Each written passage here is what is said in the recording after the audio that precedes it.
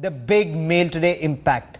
Relenting to the pressure, the Narendra Modi government has finally decided to knock on the Supreme Court's door in the Capt. Saurabh Kalia case. The government will seek permission from the Supreme Court. They will seek a direction from the Supreme Court whether or not to approach the International Court of Justice against Pakistan in connection with the gruesome torture and murder of Capt. Saurabh Kalia and other soldiers of the 4th Battalion of the Jat Regiment by Pakistan Army during the Kargil conflict of 1999. This comes after the government had said in Parliament that moving the International Court of Justice against Pakistan would not be practical. When BJP was in opposition, the party had slammed the UPA government over its refusal to approach the International Court of Justice. Captain Saurabh Kalia and his patrol of the 4th Battalion of Jat Regiment was captured by Pakistani troops in the Kaksar sector of Kargil during the 1999 war. They were taken into custody, held captive, tortured and killed. Last year, a video went viral in which a Pakistan Army soldier admitted that Saurabh Kalia was tortured and killed before their bodies were handed back to India. हमारी सरकार ने इस मत पर पुनर्विचार किया है और ये कहा है कि सौरभ कालिया को जिस तरह की यातनाएं दी गई वो एक अपवाद स्वरूप स्थिति निर्मित करती है, एक्सेप्शनल सर्कमस्टांस है। तो इसलिए हम सुप्रीम कोर्ट में अपना हलफनामा बदलें और ये कहें, सुप्रीम कोर्ट से पूछें कि इन प्रावधानों के रहते हुए भी क्या भारत इस तरह के अपवाद स्वरूप स्थितियों में इंटरनेशनल कोर्ट ऑफ जस्टिस में जा सकता है, और यदि सुप्रीम कोर्ट हाँ करेगा तो हम अंतर्राष्ट्रीय court of justice, international court of justice में इस मसले को ले जाएंगे। The government would be open to invoking the International Court of Justice's jurisdiction in the case of Captain Saurabh Kalia and other boys of the 4th Battalion of the Jat Regiment. They were all on a patrol in early May 1999. Their patrol was captured by the intruding Pakistan Army troops in the Kaksar sector of Kargil.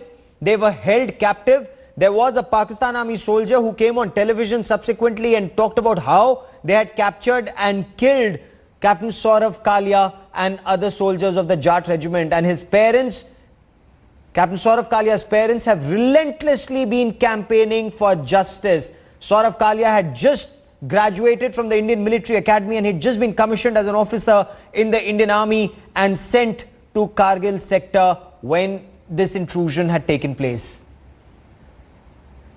Joining me now with more is my colleague Smita Sharma. Smita, all along the government claimed that Kashmir, Jammu and Kashmir is a bilateral issue. They will not raise it in international fora.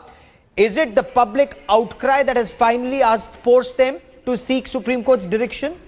Well, clearly, yes, the government is under a lot of pressure, undoubtedly, Gaurav, and given the fact that it is drawing, of course, a lot of political flack, it is drawing flack from the armed forces personnel, both, of course, serving as well as retired personnel. First, there was that anger, anguish on the government's perceived U-turn on the one rank, one pension issue, and now on Captain Saurabh Kalia's case, after much chest beating that we saw when the BJP was in opposition, of course, and attacking the then Manmohan Singh-led UPA government. But having said so, it's, of course, a very smartly worded statement that we just heard from Sushma Swaraj in Udaipur as well as the MEA spokesperson Vikas Swarup in New Delhi, Gaurav, but a statement that does not really change the fact on the ground as of now. All that the government has done is buy time for itself and actually roll the court into the court of the apex court itself, saying that if the Supreme Court now asks us to go to ICJ, we will thereby go, but it does not ensure that, of course, the ICJ will then find the Supreme Court directive if it does come accordingly. The bigger issue remains, why did the BJP government from 1999 to 2004 and then UPA government from 2004 to 2014 not take this up strongly bilaterally with Pakistan? And that is where lies the failure of Indian foreign policy when it comes to Pakistan not being able to fight this case bilaterally.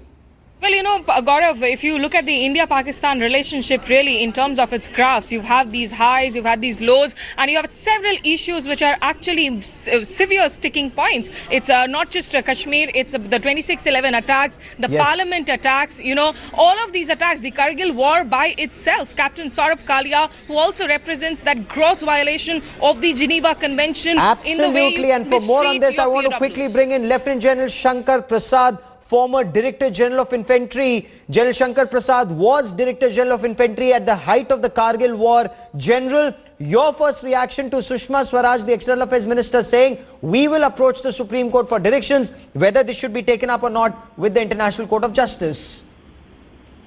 Gaurav, let's not be so naive. I suspect that the government already has an opinion of the Supreme Court available to them on file. Whether the Supreme Court gave this opinion during the time of the UPA or NDA's term in 1999, 2000 and 2001-2 and the next 10 years of the UPA government. I really suspect that the opinion of the Supreme Court is already available with the government. It is only a question of not deflecting it and going back to the Supreme Court. And the Supreme Court will give a reply in a matter of 1 week or 10 days, by which time this matter will go off the media. The bigger issue is this, that there is an agreement which Sushma Swaraj mentioned today. There is the issue of Simla agreement, which we say is bilateral. But the bigger point is this, Yes. that this is not the only incident. There are so many other, we had soldiers who got beheaded on the line of control. Yes. We have these flags of Kashmir or Pakistan being raised in Kashmir every single day. There is, somebody just said about Mumbai attack and so many other terrorist attacks. There are attacks in Kashmir every single day. After all, how long are we going to go on just putting these things under the carpet and say, oh, we will resolve them, we will resolve them, we will resolve them. Now look, the point is this. Kargil happened 16 years ago. Yes. Saurabh Kalia issue comes up every year in the month of June, if you recall, because it's his death anniversary around the corner. And it happens every year. The television plays it up and again it dies down. The bigger issue is this, that how are we handling Pakistan? Major issue. Have we got some strategy with Pakistan? Have you got a consistent foreign policy with Pakistan? Have you got some forum where Pakistan be brought to knees? Are we a weak nation? Don't we have a strong 1.3 million army? That's a very pertinent point you're raising there. Lieutenant General Shankar Prasad, stay on with me on this broadcast. I want to bring in the Congress Party spokesperson, Tom Vadakan, for more on this. Tom Vadakan, General Shankar Prasad, who was Director General of Infantry during the Kargil war, raises a very pertinent point. Does India have a Pakistan policy? Because it's not just Captain Saurabh Kalia, it's the beheading of our soldiers at the line of control, and we haven't been able to effectively deal with Pakistan on these gross violations of the Geneva Convention, Tom Vadakan. I think he is right on that. We need to be very clear on this whole issue. On Pakistan policy, at one end we have the Shimla Agreement. While we are a powerful nation, we need to assert ourselves on various issues. We can't let our soldiers be humiliated and this kind of treatment met on to POWs of our country. Yes. I mean, the position has to be very, very strong. Now, what the government is still now was saying that,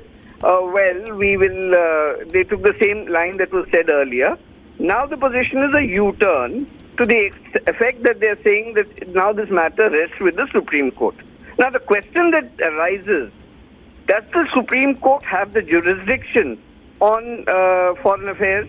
Yes. To the extent, so whether this whole thing is actively possible, the whole issue is whether the Supreme Court can take a call. By just passing it on to Supreme Court is just passing the buck. We really want action at the ground zero level. What action would the Congress Party want, Tom Vadakan? Because this has to be a bipartisan approach. What would the Congress want? We want justice for the families, which we also have not been able to deliver. BJP, which said that they will deliver, they have also not been able to deliver. Now there is a step of passing the buck from the government to the Supreme Court. Okay. Now the question remains, what is the effectiveness at the ground zero level? We need a policy. I agree with the general when he says that. We need a policy. We need it's easy to be in power and say something. When you're in the opposition, you say something else.